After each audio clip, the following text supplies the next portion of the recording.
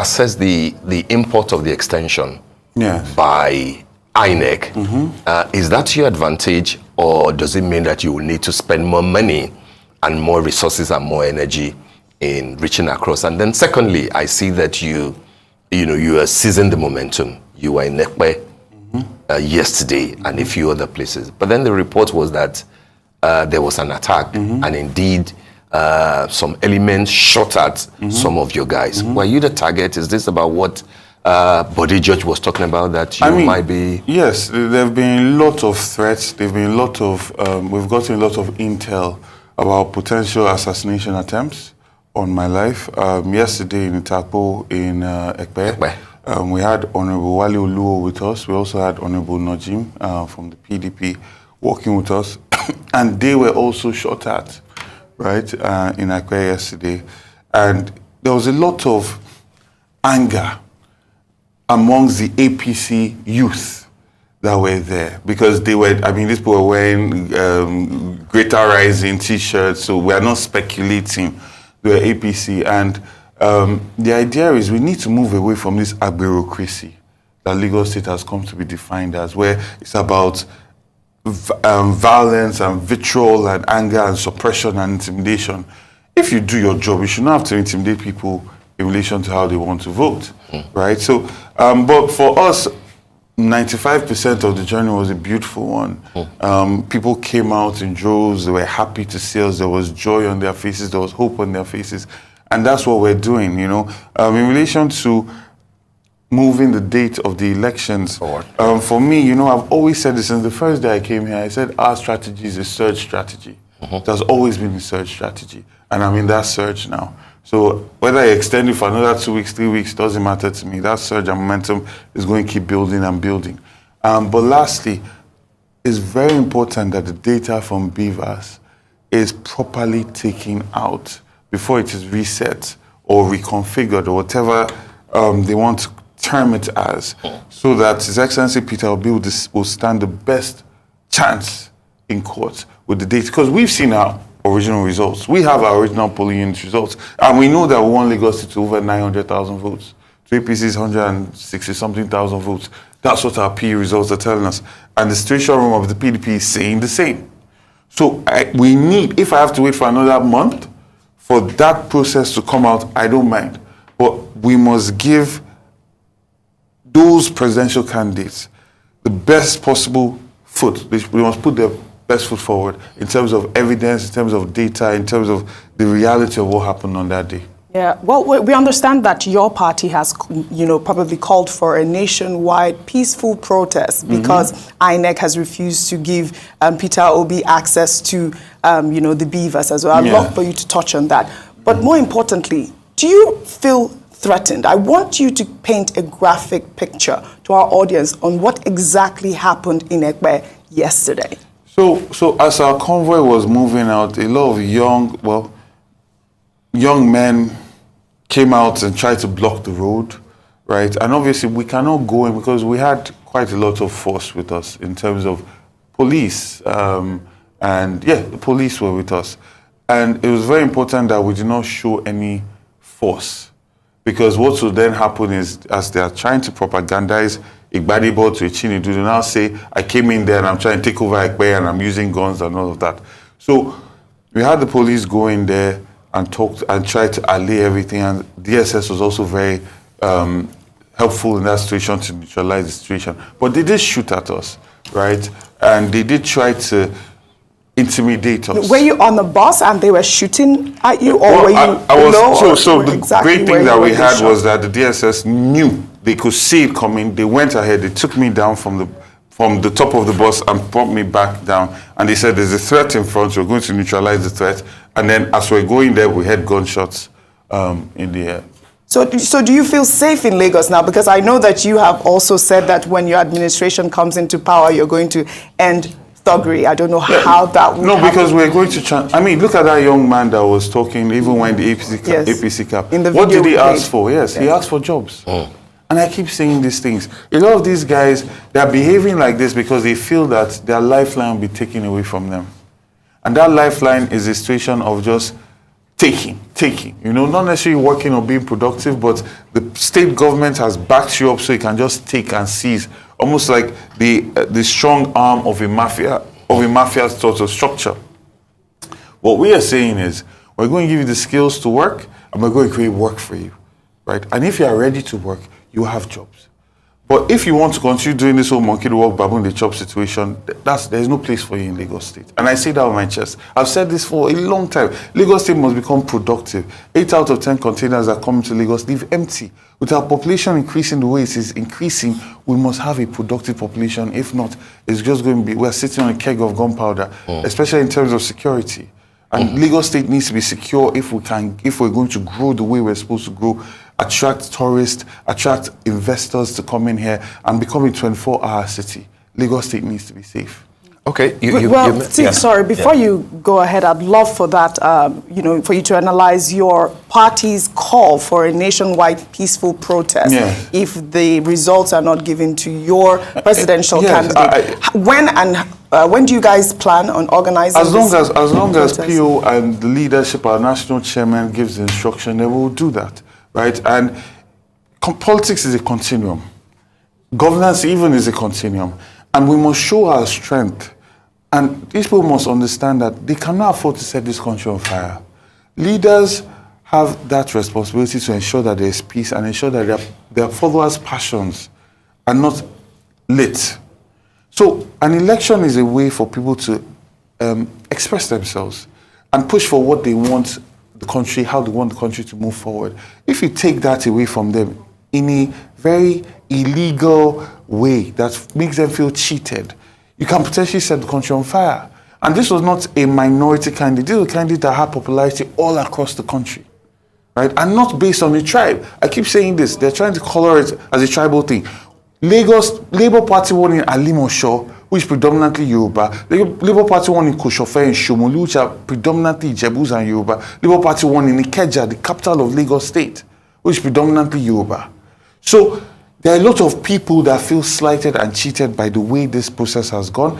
And I respect His Excellency Peter Obi for calming the nerves of people, for giving them hope that he believes in judiciary and the right thing is going to be done. So the INEC, the judiciary must go through the process in a transparent way and give a perception of transparency and honesty, so that people can actually move on and focus on, this whole process, this judicial process. I think the proposed peaceful protest is actually to call INEC's attention to the fact that it's not honoring the court order. Not to protest that Peter Obi didn't win. No, that's what I said. That's exactly what I said. It's for, but the question really also was, when exactly would you know? And is it true, the story that we are hearing, that INEC has gone ahead to reconfigure the beavers without giving the documents, the results to your candidate, your presidential candidate? Honestly, I've heard a lot of things, and I will not doubt that, because honestly, the day of election, INEC acted as an arm of the APC.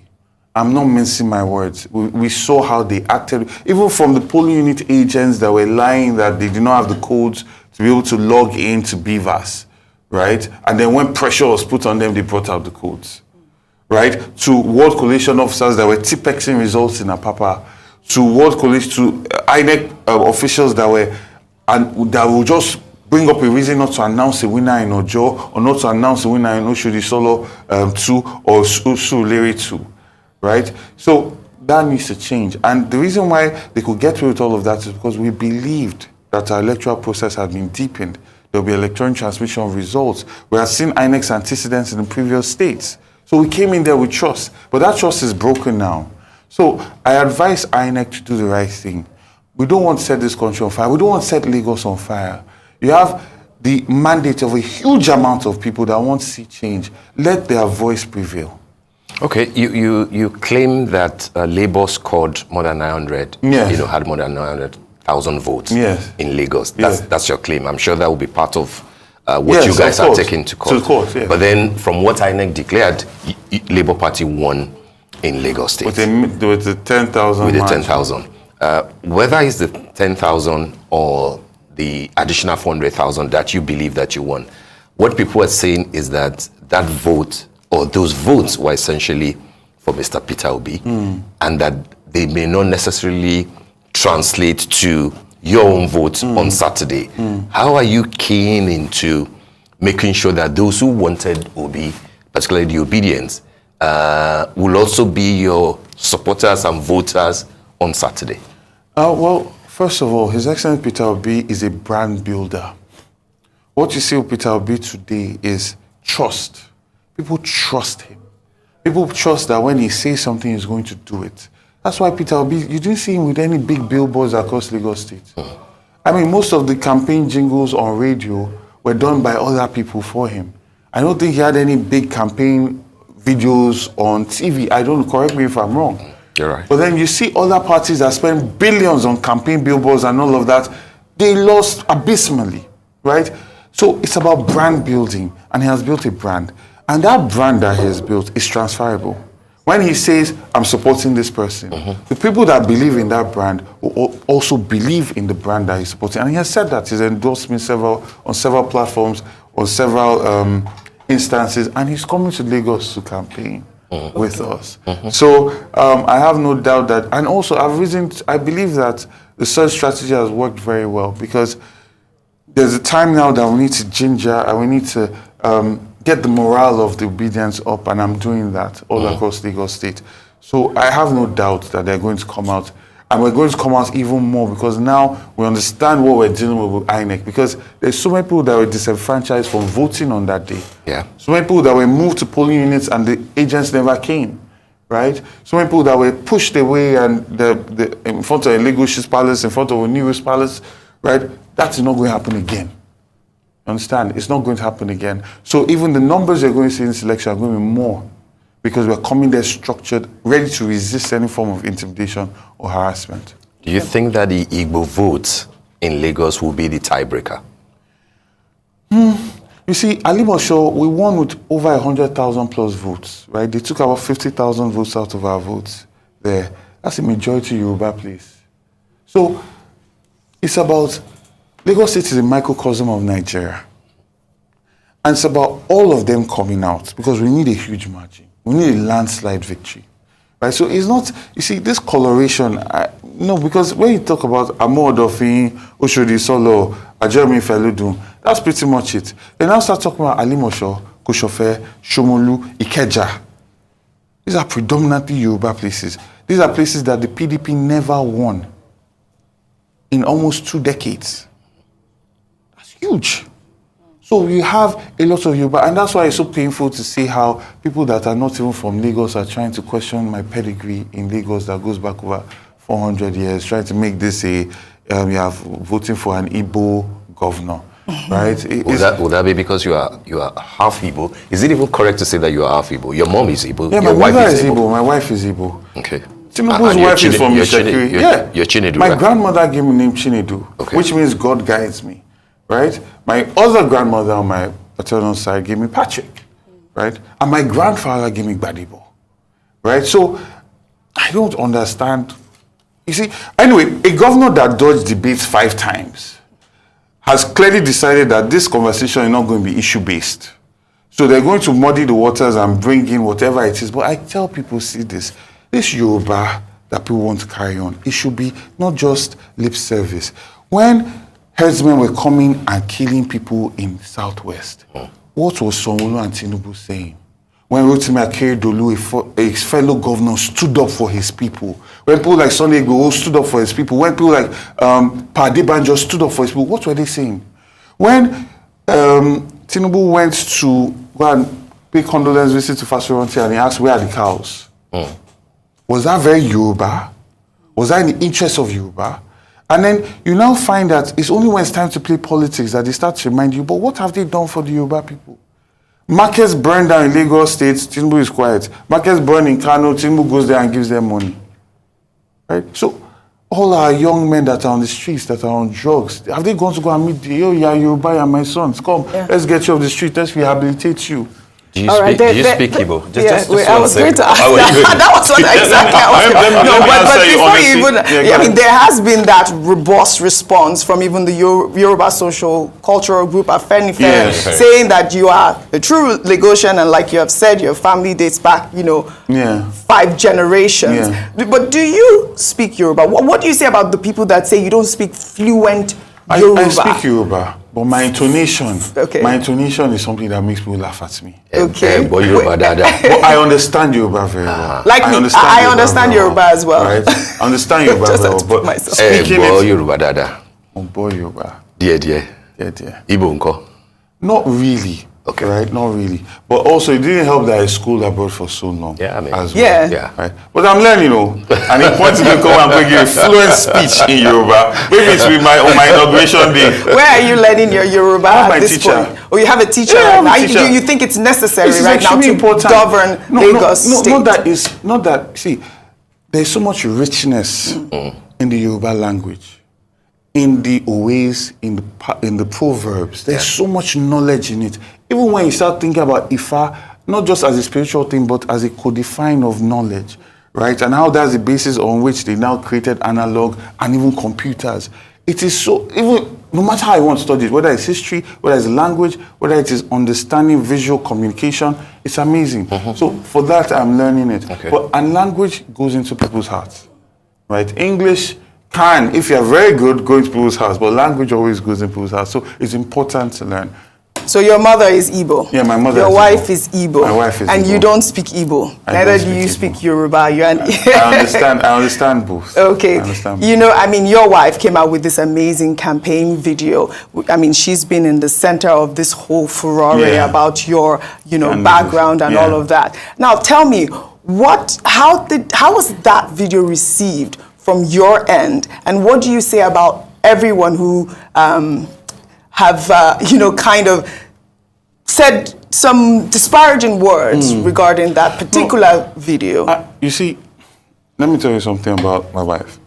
My wife was on a full Bill Gates grant studying African malaria parasites in Thailand when I met her. And her professor then changed the topic to Asian malaria parasites. And she said she cannot do this because it does not benefit her people. She left, came back to England, got a master's in public health from Oxford, then started her PhD all over again because she must do the African malaria parasite. That is the extent of her passion for her people. Whatever knowledge she's getting, it must be applicable to her people. Right, so when I saw her, because to be honest, I was not aware of that video. I was campaigning and everything. She came, she did it, and then eventually, like 3-4 days later, people started calling me like, "Oh wow!" So I then watched it. I was like, "Wow, this is very first lady." I liked it. I was very impressed. I think it's really good, and it's substance. It's not just talk. I know the value that she'll bring to advisory or governance, and I know the kind of funds she can also pull in across the world. I mean, her research is currently backed by Bill Gates. So I can only imagine if she had more access to government to do more research and getting more funds for the state. So she's definitely a value add, and she's very passionate about her people. Yeah. Okay. At the same time that video came out, yes, your sister's video came out as well. Yes. She works with the Lagos state government as well. And people are talking about or saying that's the beauty of democracy. Yes. You're supporting your sister, is your sister supporting you? Yeah. Well, see, I'm very proud. I talk about it all the time. Domestic violence response team. We were there from the beginning. We were there when she'll come back, hear all these complaints, and be crying and breaking down because of all the pain that people were dealing with. And I've seen her grow. So I'm very proud of her. Whatever this government wants to do, to try and use that, put scripts that she must say this or say that, it's okay. She's your real sister. She's my sister. She's my sister. And there's more that bonds us than APC playing politics. Just a quick one before we come to issues of governance. Yes. What's your understanding of the changing concept of who a Lagosian is? When you'll be dealing with more than 20 million people, like Oji said, there will be a population.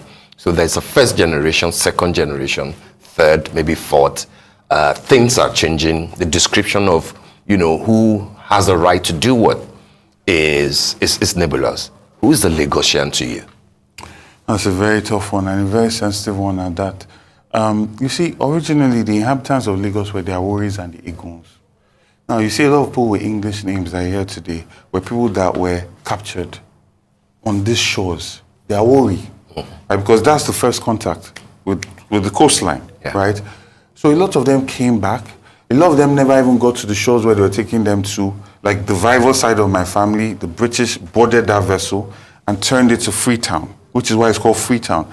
And that's where they got their first education. And then these people came back and then fought for freedom from colonial masters. I'm talking about Herbert Macaulay. I'm talking about Eric Moore, all those those families. So there are people that have really invested and built Lagos. So people will call them foundational Lagosians or aboriginal Lagosians. Then there are Lagosians that might not be from here, but they've invested and really everything that they own in life is here. They've added so much value. They're paying taxes, right? Am I going to say they're not Lagosian? And they have people that are just coming in, you know, maybe last 10 years or anything, but they're creating value, right? So for me, I think we are ultimately going to get to a point where we see Lagos as a microcosm of Nigeria.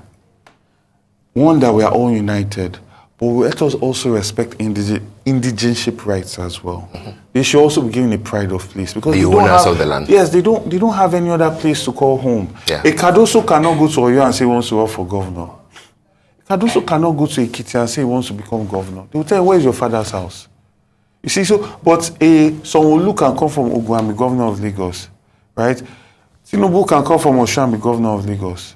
Aregbesola can come and be governor. Falike, all these guys, right? Okay, so the Lagosians that are here, where can they go?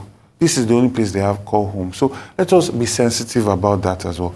But what I know is that Lagos State should be the commercial capital of Africa. And to do that, everybody must feel that they are stakeholders. Everybody must feel that this government enables commerce. And everybody must feel at home. Then we can start to get to that excellent level that we are supposed to be. What do you therefore say to those who say to you that yes, he's a Lagosian, yes, he's well-read, Ivy League schools, but then he's got no corporate experience to lead a state like Lagos? I asked them, what corporate experience did Paolo have? Think about it. He was a lawyer, he was a politician, he was a lawyer, publisher. He was a lawyer, he was a publisher, he wrote his own books. Yeah. And then you can call him an activist. In a way, yes. Herbert Macaulay. Same. Pa Jakonde.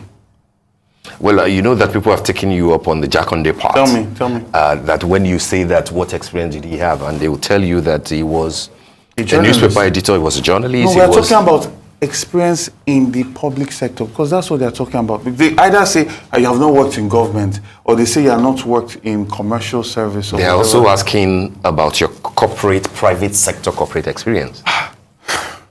I've worked with the American government, I worked with Chinese government. When you say that, what does that mean? Massive urban planning. So for instance, in New Orleans after Hurricane Katrina, I consulted with New Orleans government, right, to redesign the what's this space called? I'm sorry, I'm forgetting. It'll come to me. So you have New Orleans, you have the low saddle part, that's cheap, right? And then you have the French Quarter, that's it, the French Quarter. That's the expensive part of the real estate there. But we wanted to create a dense design there because we had to move all these people from staying in flood-prone areas, right? So this was a project that we did for over a year, right? To design and consult for that. Same thing with the Chinese government in Beijing, the Beijing authority, right? We came in there as consultants to work with them on that. When I moved back to Nigeria, I worked with Temple Housing, which does alternative housing using containers and using alternative construction methods. I worked with CISA, right? We did those fantastic designs. So it's not like you've never worked or earned a living from what you studied, architecture. You see, some people, they're just desperate.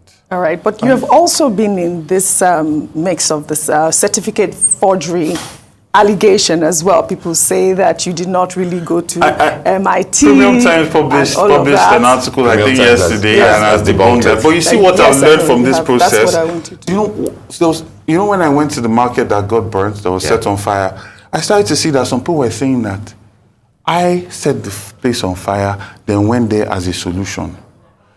And now people are thinking I forged certificates. So you see that people's minds program based on what they do or what is acceptable to them. You see, the idea of forging a certificate and coming and talking about it is so foreign to me that, I mean, why would I even think to do that? But you see, people that do that expect that other people are doing that, right? And that's why they come up with all these kind of stories. But the fact of the matter, whatever dirt they want to throw on me is only, I'm going to go and just take it and climb higher. Because I did not come here to lie. I've kept all my receipts. And I have them in abundance. Okay, cool. So do you really think you can run Lagos better than Sanwoolu? Of course, because I'm not encumbered and shackled by one man that is a godfather of Lagos and is demanding so much out of the Commonwealth of Lagos. That is one. So you can tell that I'm going to be delivering 4 times what this APC is currently delivering. That's already a baseline. That's a baseline. Secondly, we are going to open up our accounts. The reason why they cannot open up their accounts is because of all the things that they are taking from it. Now, I don't intend to take from it. So I'm going to open the accounts and break it down line by line and even go one step further. Illustrate it with infographics. And you will not have to apply for FOI. It will be there. I'll be updating it. And I keep saying this thing on live TV. So if after the 3rd month you've not seen it, you know that this guy is not what he says he is. So after the 3rd month, that's what you're saying? First month. I'm saying first month. And if after the 3rd month you're not... All of you should come for me. We should come for you. So, okay, great. But that's the same thing that, similar to what Funsho Doherty and Jando are promising, a CEO that will not have a second level of approval. Why therefore should it be you? Why not Funsho Doherty, who I'm sure you have like a relationship, you know, I respect Funsho Doherty. I think he's an excellent man.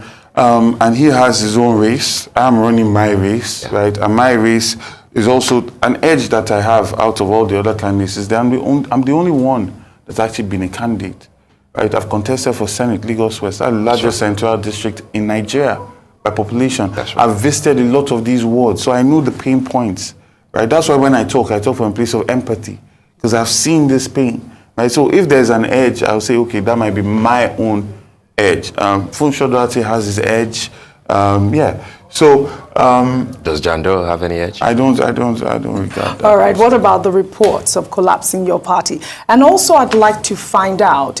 You did say that Peter Obi will be campaigning. Yes. But there was a report saying that he was going to cancel his campaigns because he wants to pursue his mandate. No. Peter Obi called me the very next day. In fact, we were supposed to campaign on Saturday, but it was too short notice. And then we're supposed to campaign on Thursday, but he had to have a court hearing. So he's very supportive, he's very encouraging, and he's going to be on ground. I have no doubt about it. And he's been supportive. He's supported several governorship candidates.